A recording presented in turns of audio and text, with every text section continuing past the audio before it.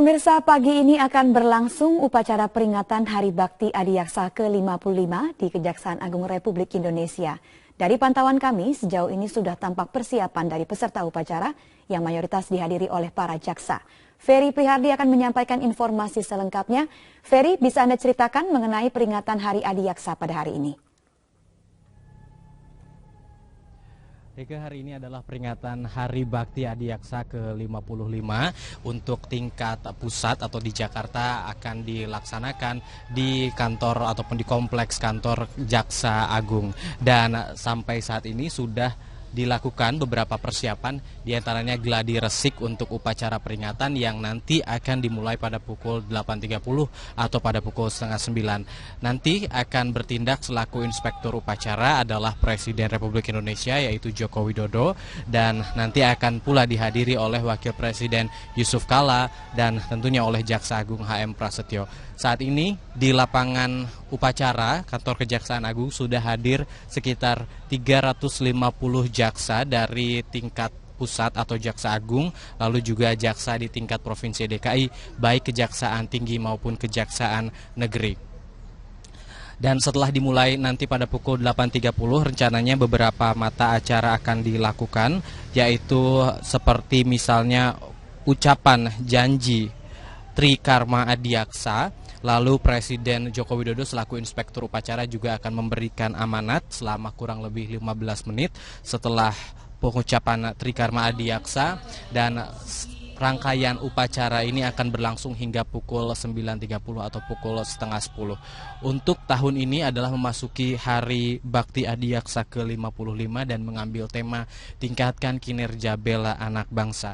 Jika kita merunut sejarah lagi, Hari Bakti Adiaksa adalah juga merupakan ulang tahun atau peringatan diberdirikannya institusi Kejaksaan Agung Republik Indonesia berdasarkan surat keputusan nomor 204 tahun 1960 pada tanggal 22 Juli.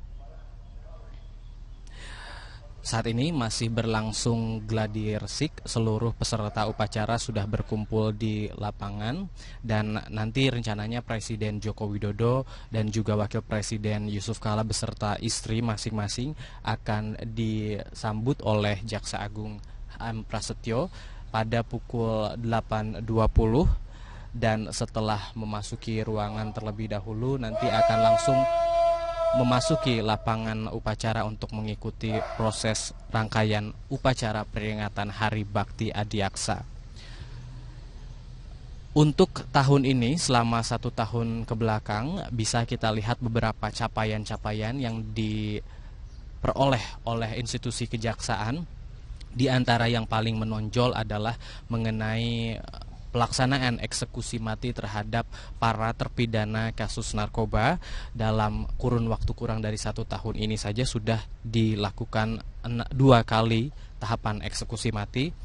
Yang pertama yaitu pada tanggal 18 Januari 2015 atau pada awal tahun ini, di mana terdapat 6 terpidana kasus narkoba yang sudah dieksekusi mati. Di antaranya adalah seorang warga negara Indonesia, Rani Andriani, yang merupakan warga dari kabupaten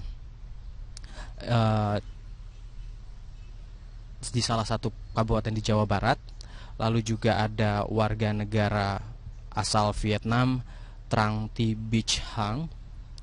Sementara itu untuk eksekusi tahap kedua sudah dilakukan pada tanggal 28 April 2015 yang lalu, di mana pada awalnya terdapat 10 terpidana mati yang akan dieksekusi, namun seiring dengan perjalanan kasus hukum dari masing-masing, terutama ada 2 terpidana mati yang masih menyisakan proses hukum, yaitu Sergei Atloui, warga negara Prancis, dan juga Mary Jane Fiesta Veloso yang merupakan warga negara Filipina.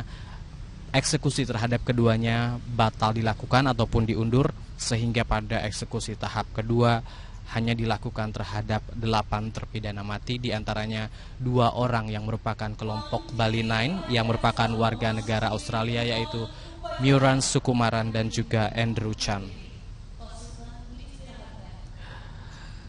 Saat ini rangkaian awal dari upacara peringatan Hari Bakti Adiaksa sudah dimulai dan akan ada panji ataupun beberapa pasukan dari Kejaksaan Agung yang akan memasuki lapangan upacara. Dan kita akan nantikan hingga pukul 8.30 upacara peringatan Bakti Adiaksa dimulai dan dipimpin oleh Inspektur Upacara Presiden Joko Widodo. Upacara ini tidak hanya dilakukan tingkat pusat di Kejaksaan Agung, tapi juga di tingkat daerah di Kejaksaan Negeri ataupun Kejaksaan Tinggi. Rike. Melibatkan PPATK, kantor pajak, BPKP, dan inspektorat. Dengan berbagai kerja keras untuk memperbaiki diri, saya yakin Kejaksaan kedepannya dapat menjadi lembaga yang terpercaya, lembaga yang mampu mendukung program yang dicanangkan oleh pemerintah, khususnya di bidang penegakan hukum dan pengawal keberhasilan program-program prioritas pembangunan nasional. Dan pada kesempatan yang kayak ini, saya juga ingin menyampaikan ucapan terima kasih dan penghargaan yang setinggi-tingginya kepada seluruh Korps Adiaksa yang telah bekerja dengan penuh kesungguhan, dengan penuh kerelaan berbakti kepada nusa dan bangsa. Akhirnya, saya mengucapkan selamat Hari Bakti Adiaksa ke-55 kepada para Korps Adiaksa dimanapun saudara berada dan bertugas. Dirgahayu Kejaksaan Republik Indonesia. Terima kasih. Wassalamualaikum warahmatullahi wabarakatuh.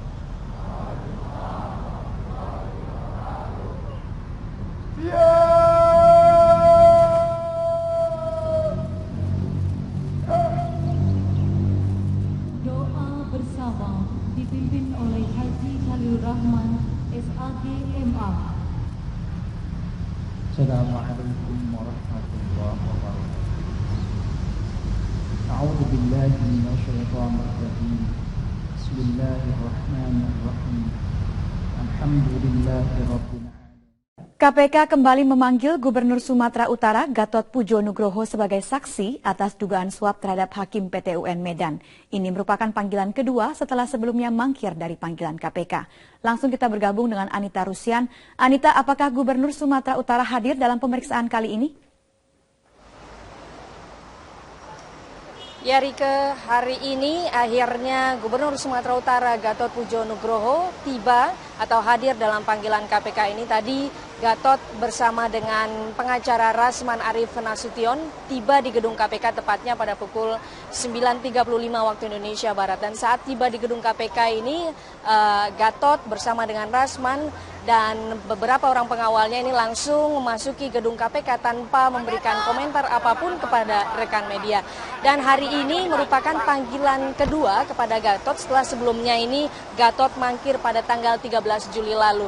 Dan hari ini merupakan pemeriksaan Gatot sebagai saksi atas tersangka Gary atau M. Yagari Bastara. Ini merupakan pengacara dari kantor advokat OC Kaligis yang sebelumnya telah ditetapkan KPK sebagai tersangka.